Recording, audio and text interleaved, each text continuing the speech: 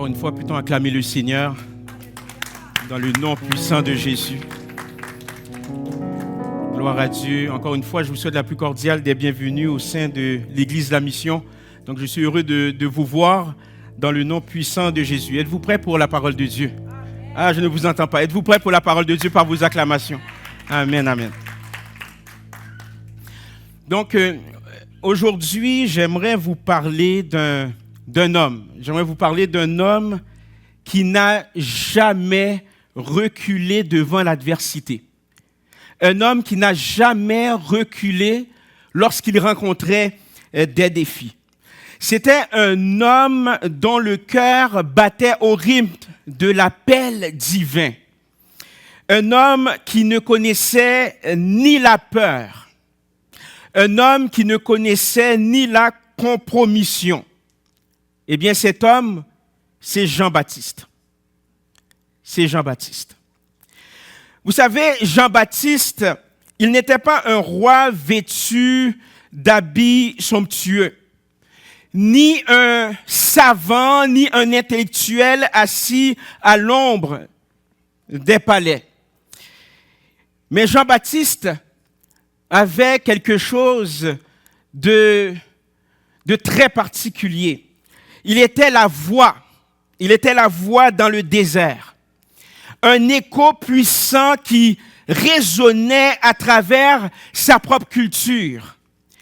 Il marchait ou du moins sur les chemins solitaires. Mais malgré qu'il marchait sur les chemins solitaires, eh bien, Jean-Baptiste portait quelque chose en lui. Jean-Baptiste portait quelque chose dans son âme. Jean-Baptiste portait quelque chose dans sa personnalité. Eh bien, ce message qu'il portait secouait les montagnes. Jean-Baptiste, avec ses vêtements de poils de chameau, avec son régime alimentaire de miel sauvage, nous rappelle qu'on n'a pas besoin de grandeur extérieure pour porter la grandeur intérieure. Son courage n'est pas né de l'arrogance. Son courage n'est pas né du fait qu'il sait tout. Non, mais son courage est né de la certitude d'être appelé de Dieu. Son courage est né de la certitude qu'il a été choisi de Dieu, qu'il était appelé de Dieu. Jean-Baptiste osait dire la vérité, même lorsque celle-ci coûtait cher. Cela étant dit, j'aimerais vous interpeller aujourd'hui en pensant à un parent. Pensez à un parent qui attend des nouvelles de son enfant gravement malade. De son enfant gravement malade. Ainsi, chaque seconde est une torture. Chaque silence du médecin pèse comme une montagne. Pourtant, ce parent qui attend des nouvelles du médecin, ce parent a prié. Ce parent a cru. Ce parent a supplié Dieu pour un miracle. Ce parent a même jeûné.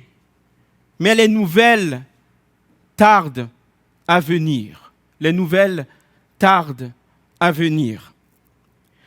Ce qui annonce que lorsque vous pensez à ce parent, c'est que le doute commence à s'insinuer. Le doute commence à s'insinuer parce que la douleur est écrasante. Ainsi, ce sentiment d'incertitude, ce combat intérieur, c'est exactement ce que Jean-Baptiste a vécu dans sa prison. Est-ce que vous entendez qu'est-ce que j'essaie de vous dire par là? Ce sentiment d'incertitude, ce sentiment de doute, ce combat intérieur, c'est exactement ce que Jean-Baptiste a vécu dans sa prison alors qu'il se demandait si Jésus était vraiment le choisi de Dieu. Si Jésus était réellement le Messie qu'il avait annoncé. Réfléchissez maintenant à une situation où vous doutez. Réfléchissez à une situation où vous êtes en train de douter. Et j'aimerais vous dire que même les plus grands serviteurs de Dieu peuvent traverser des sentiments de doute, peuvent traverser des moments de doute, mais sachez que ces moments de doute sont des opportunités. Ces moments de doute sont des opportunités pour renforcer notre relation avec Dieu, pour renforcer notre foi en l'apportant à Dieu. Maintenant, face au doute, il est essentiel, mes chers amis, il est essentiel de les porter devant Dieu. Et les porter devant Dieu, vous voyez, il y a une action. Les porter devant Dieu n'est pas un signe de faiblesse. Les porter devant Dieu, porter vos doutes, ce n'est pas un signe de faiblesse, mais au contraire, c'est un acte de foi qui permet à Dieu, le Père de notre Seigneur Jésus-Christ, le Créateur de toutes choses, eh bien, c'est un acte de foi qui permet à Dieu de nous éclairer, d'une part, mais également de nous fortifier. Pour les besoins de la cause, j'aimerais que vous vous levez. Nous allons lire Matthieu chapitre 11, les versets 2 et 3. Si la santé vous le permet, vous allez vous tenir debout pour la lecture de la parole de Dieu. Je vais faire la lecture pour vous. Dans Matthieu chapitre 11, les versets 2 et 3, je vais lire dans la version Louis II.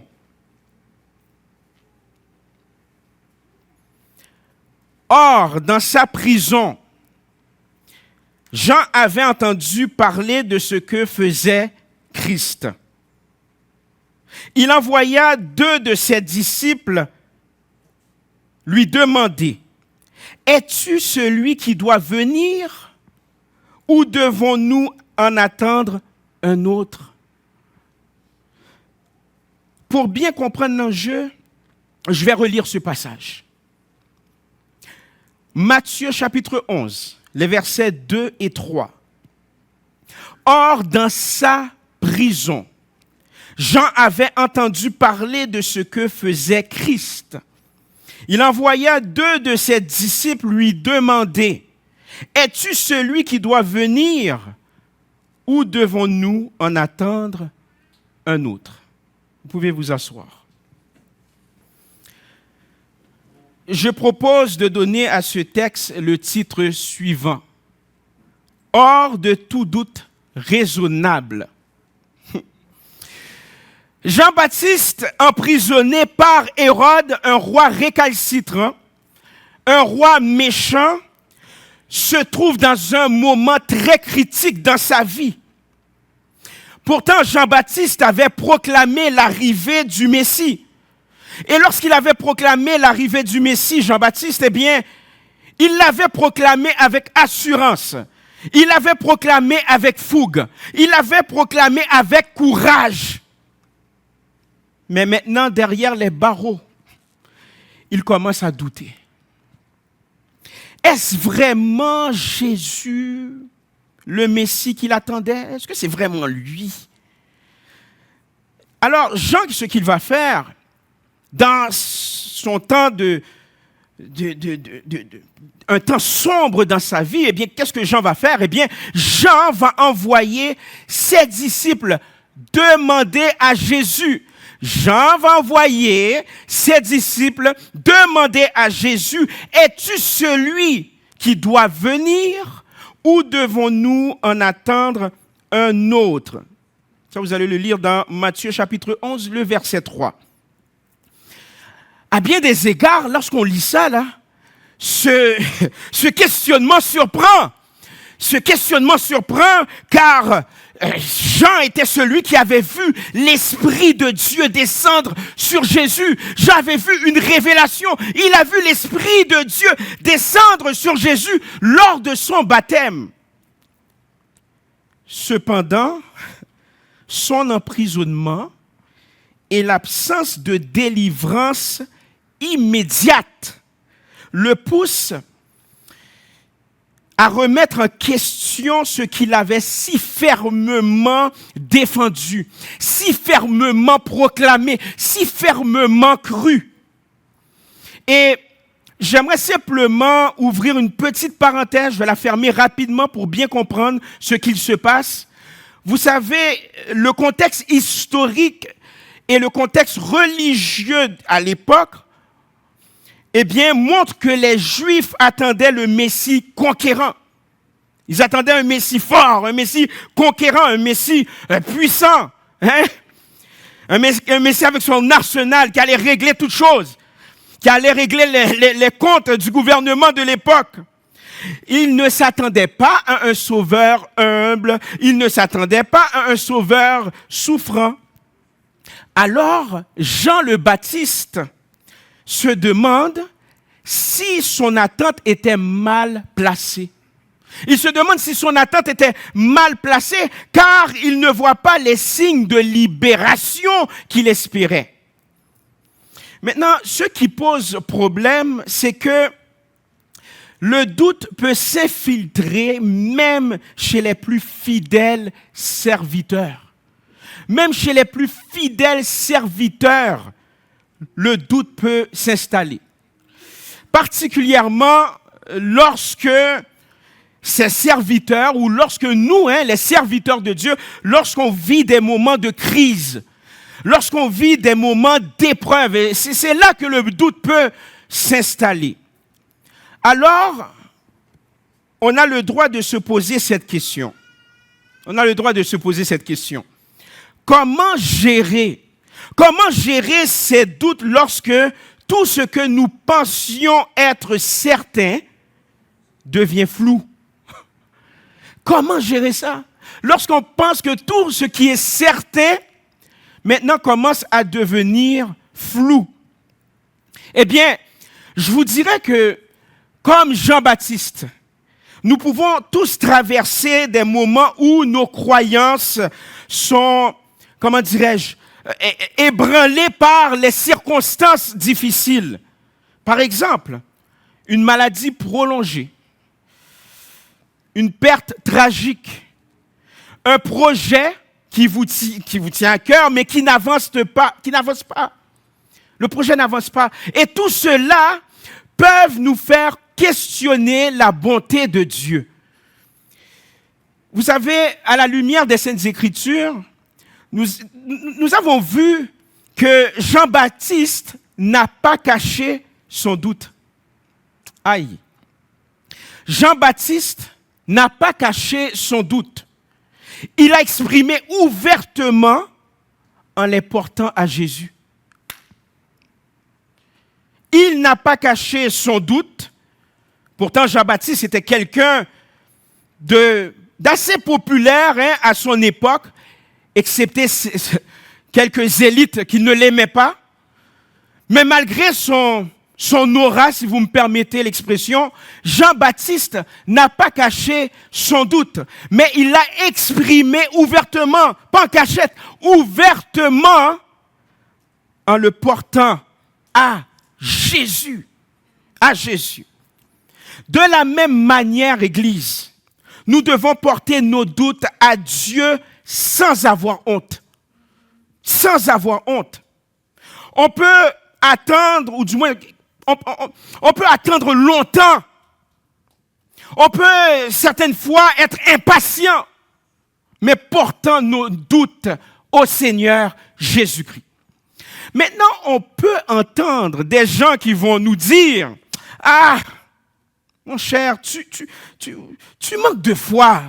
Pourquoi tu doutes du Seigneur? Tu manques de foi. » Mais non, on ne manque pas de foi. On les apporte, nos doutes à Dieu. On apporte nos doutes à Dieu. Ce n'est pas un manque de foi. Par contre, j'aimerais vous dire ceci.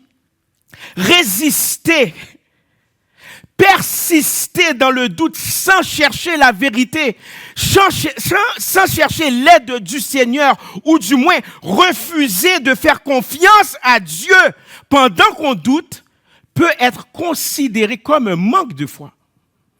C'est là qu'on manque de foi. Alors Jean-Baptiste, c'est tellement intéressant, Jean-Baptiste a exprimé ses doutes et Jésus a répondu en lui rappelant les œuvres du royaume, pas en lui reprochant. Oh là là, est-ce que vous êtes là? On n'a jamais entendu dire Jésus, mais je ne comprends pas, tu es mon cousin. Parce que bon, Jean-Baptiste était le cousin de Jésus. Je ne comprends pas, tu m'as baptisé et tu as même vu l'Esprit de Dieu descendre sur moi. C'est quoi ton problème? Non.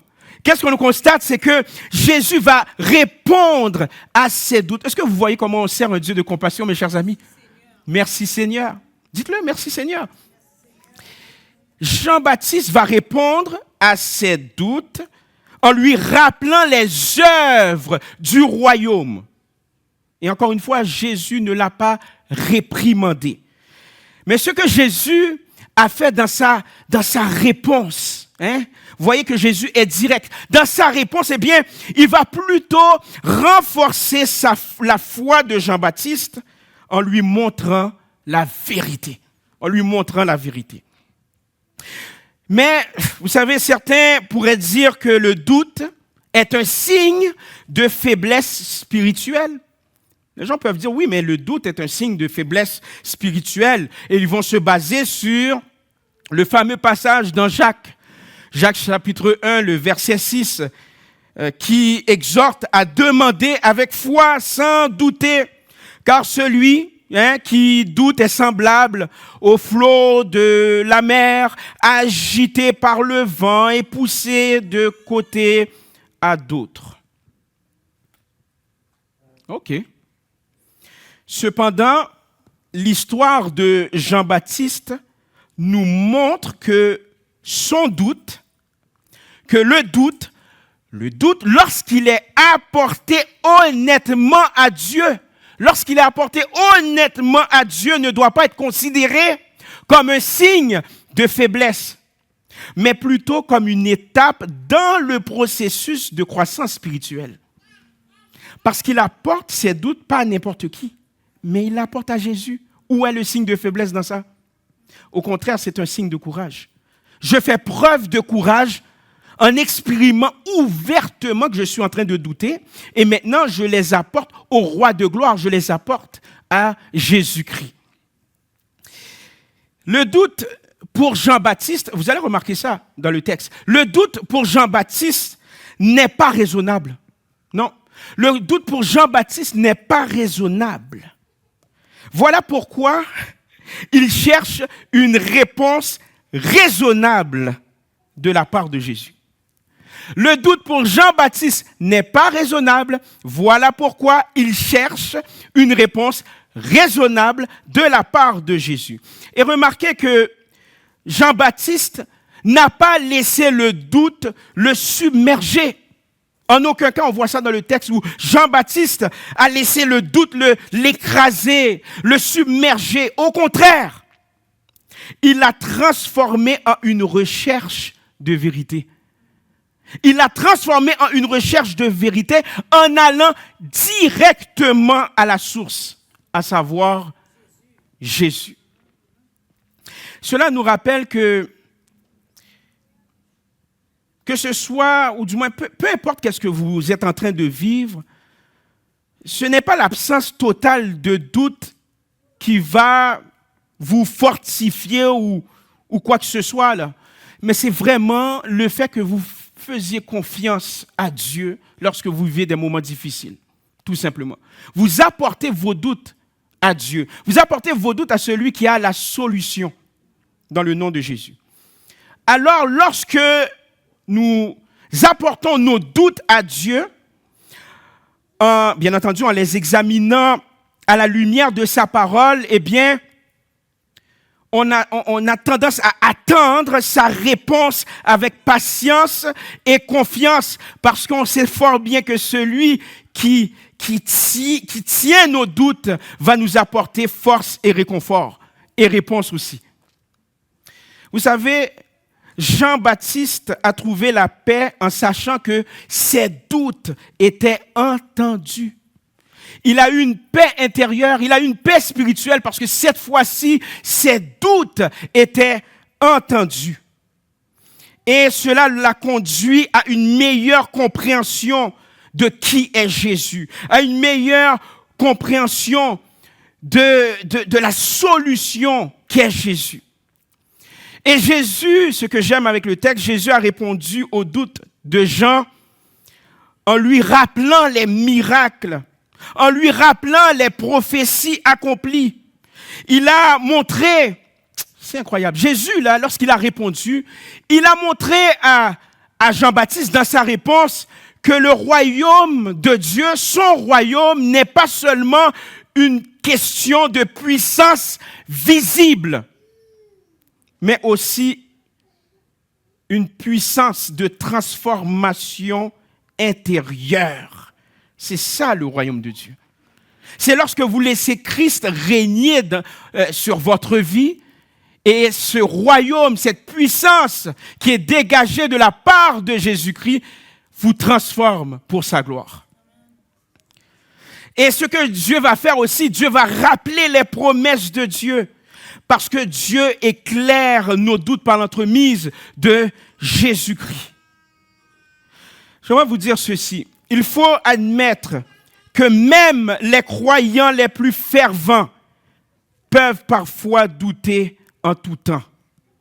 Chercher la vérité en Jésus-Christ, c'est le chemin pour apaiser nos esprits. Se rappeler des œuvres passées de Dieu pour purifier ou du moins fortifier notre foi en tout lieu. Faire confiance à Dieu, car en son temps, il dissipe nos tourments. Amen. Donc, reconnaissons nos doutes. Faisons preuve d'humilité. Reconnaissons nos doutes. Ne nous voilons pas la face à nos interrogations. Acceptons-les comme une partie intégrante de notre cheminement spirituel, tout simplement, comme une marche avec Dieu. Maintenant que vous avez fait cette première étape de reconnaître vos doutes, maintenant vous allez explorer les Saintes Écritures. C'est dire que la parole de Dieu se présente comme une boussole pour nous, éclairant nos doutes, éclairant notre route, en apportant des réponses aux questions qui nous habitent au nom de Jésus. Maintenant qu'on a fini par explorer qu'est-ce que la parole de Dieu dit, maintenant qu'on a fini par reconnaître nos doutes de manière humble, consacrons, dis-je, du temps dans la prière. Du temps dans la prière parce que c'est à partir de ce moment-là que vous allez offrir vos doutes à Dieu, mais dans un dialogue sincère avec lui. Vous allez parler sincèrement avec lui, de manière naturelle. Et cette séance de prière, eh bien, va solliciter sa lumière, parce que Jésus-Christ, il est lumière.